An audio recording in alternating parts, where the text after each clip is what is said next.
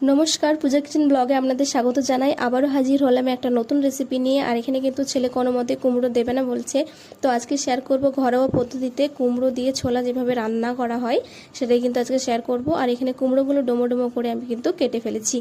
তো ফার্স্টেই কিন্তু তেল গরম করে 5 ফোড়ন এবং পেঁয়াজটিকে ভালোভাবে কিন্তু হালকা আঁচে ভেজে নেব। এরপর 1 চামচ মতো রসুন বাটা এখানে মিশিয়ে হালকা আঁচে ভেজে নেওয়ার পর 1 চিমটি মতো হলুদ গুঁড়ো দিয়ে দেবো, কারণ এরপর কিন্তু আদাটাকে হালকা আঁচে ভেজে নেব। আদাটা যাতে না ছিটকোয় তার জন্য কিন্তু হলুদটা দেওয়া।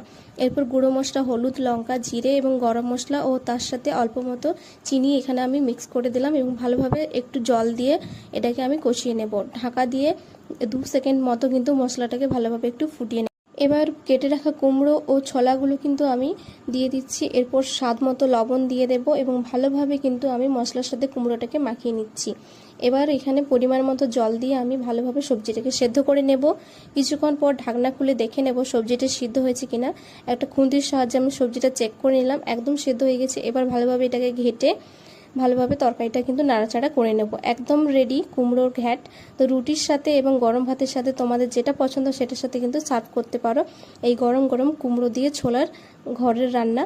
তো কেমন লাগলো অবশ্যই কমেন্ট করে জানিও। আর এরকমই ভিডিও পেতে অবশ্যই আমার চ্যানেলটিকে সাবস্ক্রাইব করে পাশে থেকো। টাটা, দেখা হচ্ছে পরবর্তী কোনো ভিডিওতে।